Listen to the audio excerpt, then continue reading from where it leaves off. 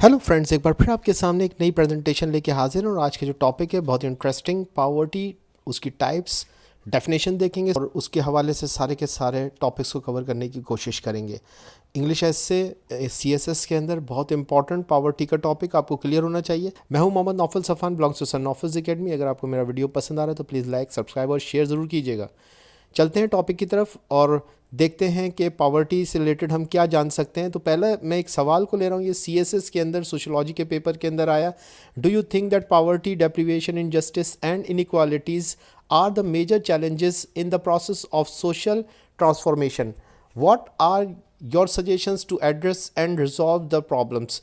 यानी अगर उर्दू में कहें तो इसको ये कह सकते हैं, सोसाइटी अपग्रेड नहीं हो पाती है अगर पावर्टी, डेप्रिवेशन, इनजस्टिस या इनइक्वालिटी हो। यहीं पे मैं आपको समझा दूं कि अगर आप यहाँ पे चार टर्मिनोलॉजीज ले रहे हैं, बेसिकली ये चारों टर्मिनोलॉजीज पावर्टी की वजह से ही, यानी कि अगली तीन जो टर्मिनोलॉजीज है पावर्टी की वजह से, यानी कि डेप्रिवेशन, जाहिर सी बात है पावर्टी होगी तो महरूमियत होगी, और आप जानते हैं कि पावर्टी ही जो है वो कहीं ना कहीं इनजस्टिस का भी सबब बनती है। अमीरों को तो जस्टिस मिल ही जाता है अपने मतलब का, गरीब को जो है वो ख़ास तौर पे सब कॉन्टिनेंट के अंदर जहाँ से हमारा ताल्लुक़ है वहाँ पे तो ये चीज़ जो है बहुत कॉमन है और बहुत यानी कि अंडरस्टैंडेबल है। और उसी के साथ साथ इनइक्वालिटीज़ भी पावर्टी की वजह से ही जन्म ले रही होती हैं। यानी कि इनइक्वालिटीज़ आप कैसे ले सकते हैं कि मिसाल के तौर पे एक अमीर को तो बहुत अच्छी सेहत और अच्छे हेल्थ फैसिलिटीज़ हैं, लेकिन एक गरीब को जो है वो अच्छी हेल्थ फैसिलिटीज़ नहीं है, एजुकेशन है इसी तरीके से, तो ये सारी इनइक्वालिटीज़ हैं। तो ये पावर्टी का जो है वो बेसिक कॉन्सेप्ट यहाँ पे वो कह रहा है कि सोशल ट्रांसफॉर्मेशन नहीं हो पाती है क्योंकि पावर्टी, डेप्रिवेशन और इनजस्टिस और इनइक्वालिटीज़ जिस सोसाइटी में होती है।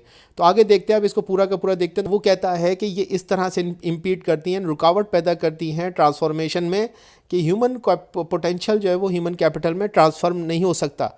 अब ये ह्यूमन पोटेंशियल ह्यूमन कैपिटल में कैसे ट्रांसफॉर्म नहीं हो सकता, इसको थोड़ा सा समझ लेते हैं।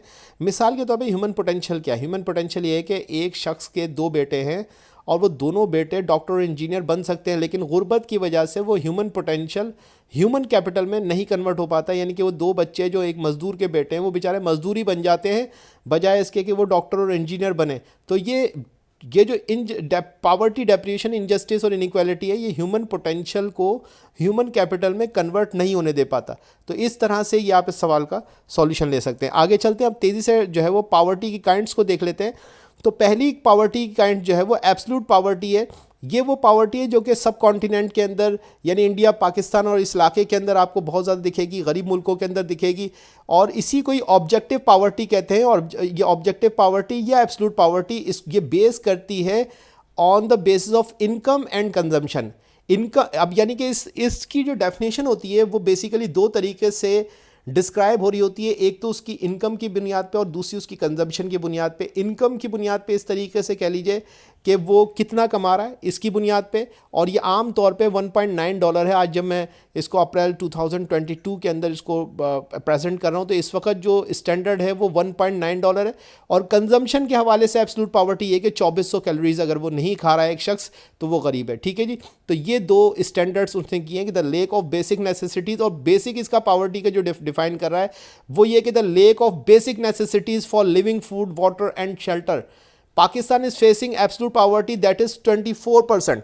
यानी कि पाकिस्तान के अंदर 100 में से 24 लोग ऐसे हैं जो कि एब्सोल्यूट पावर्टी में, और यही मैंने इसको उर्दू में लिखा हुआ है। ठीक है जी। तो रिलेटिव पावर्टी क्या? दूसरी इसकी किस्म मैंने पहली बताई एब्सोल्यूट पावर्टी, जिसको ये आप देख सकते हैं ये एब्सोल्यूट पावर्टी थी, ऑब्जेक्टिव पावर्टी भी कहलाती है। और दूसरी जो किस्म है ये रिलेटिव पावर्टी है, जिसको हम सब्जेक्टिव पावर्टी भी कहते हैं, और that is based upon the views and perception. ये दो तरह से नापी जाती है कि क्या व्यूज़ है और क्या परसेप्शन है, क्या जो है उसके ख्यालात हैं।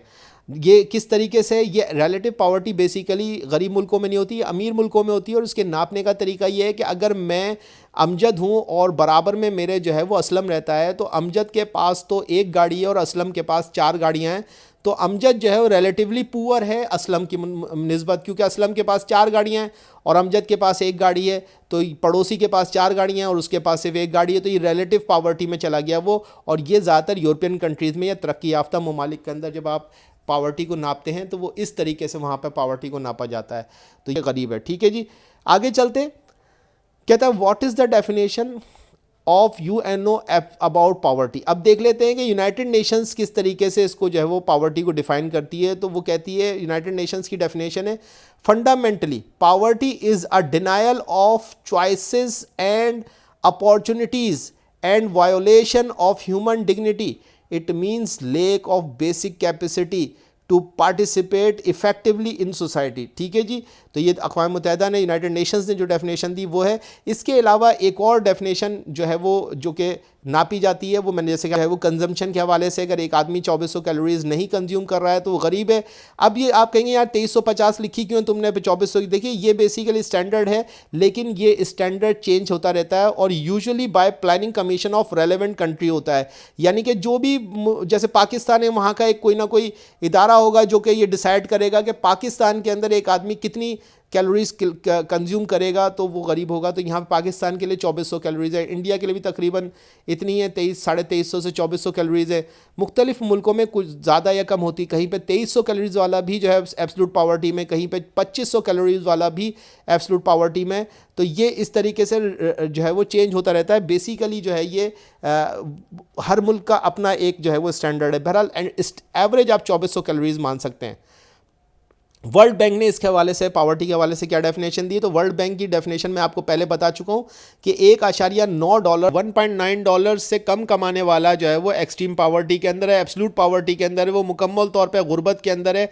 और इसके अलावा मॉडर्न पावर्टी जो है उसके लिए भी डेफिनेशन दी हुई है कि $3.25 अगर कोई शख्स नहीं कमा पा रहा है, इससे कम कमा रहा है, $3.25 से रोज़ाना, तो फिर वो मॉडरेट पावर्टी के अंदर है जी। तो ये दो स्टैंडर्ड्स आ गए। US $1.25 per day. तो 2008 का एक एस्टिमेशन है कि 1.4 बिलियन यानी कि तकरीबन 1.5 अरब लोग दुनिया के, 7 अरब की दुनिया की इस वक्त पॉपुलेशन है, उसमें से 1.5 अरब लोग जो हैं वो एब्सोल्यूट पावर्टी के अंदर हैं। ये के सामने एब्सोल्यूट पावर्टी का जो है वो फिगर मैंने आपको दिया, और आपको पता है कि मैं बता चुका हूँ कि वर्ल्ड बैंक ये कहता है कि $1.9 से जो कम कमा रहा है वो एब्सोल्यूट पावर्टी के अंदर है।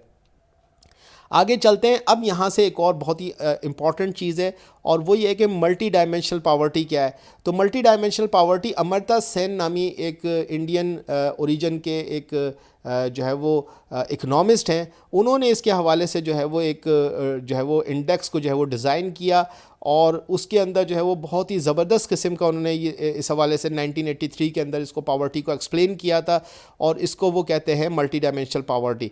ठीक है, जब मल्टी डायमेंशनल पावर्टी क्या है कि he defined poverty as a failure to achieve certain minimum capabilities, and according to him multidimensional poverty is based on several deprivations such as the inability to attain a good education, information, health, social capital, political power, tangible assets। तो ये सारी की सारी चीज़ों का उन्होंने standard बनाया, और देखते हैं तफसील से। ठीक है जी, तो मल्टी डायमेंशनल पावर्टी के हवाले से पहली चीज़ ये कि वो कहता है the social aspects of poverty में include the lack of access of information. अगर आपके पास इंफॉर्मेशन नहीं तो आप गरीब हैं, यानी कि आपको ये नहीं पता कि एक औरत को ये नहीं पता कि उसको जो है वो एक गायनोकोलॉजिस्ट की ज़रूरत है, एक उसको डिलीवरी के वक्त एक औरत को ये नहीं पता कि उसको एजुकेशन की ज़रूरत है, ये उसका हक़ है, उसका कॉन्स्टिट्यूशनल राइट है, तो वो एक गरीब है। जाहिर सी बात है, अगर आपको पता ही नहीं कि आपने किस तरह से ज़िंदगी गुजारनी है, आपकी क्या हकूक़ हैं, तो आप जाहिर सी बात है गरीब हैं। ये एक मिसाल, बेसिक मिसाल है। वैसे एक वाइड टर्म भी हो सकती है कि अगर आपके पास इंफॉर्मेशन नहीं है तो आप गरीब हो। ठीक है जी, ये एक पहले उसकी मल्टी डायमेंशनल वो आ गई। उसके बाद वो कहता है कि अगर आपके पास तालीम नहीं है तो भी आप गरीब हैं। If you don't have education so you are poor. ठीक है जी। नेक्स्ट वो कहता है कि अगर आपकी सेहत सही नहीं तो आपकी दिमागी हालत कभी दुरुस्त नहीं होगी और आप इंफॉर्मेशन को प्रोसेस नहीं कर पाओगे, चुनाचा आप फिर गरीब हो। तो ये एक तीसरा उसने कहा कि necessary to mental wellbeing. तो मेंटल वेल बीइंग भी ज़रूरी है। अगर आप मेंटली वेल नहीं हो तो इट मीन्स कि आप जो है वो पुअर हो। उसके बाद वो कहता है कि social capital, how much your network, how much you people rely upon you, आप पर लोग कितना भरोसा करते हैं।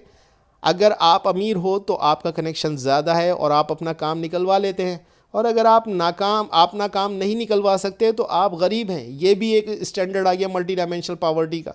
ठीक है जी। नेक्स्ट वो बोलता है पॉलिटिकल पावर, यानी कि how much you have importance in society, आपकी सोसाइटी में अहमियत कितनी है।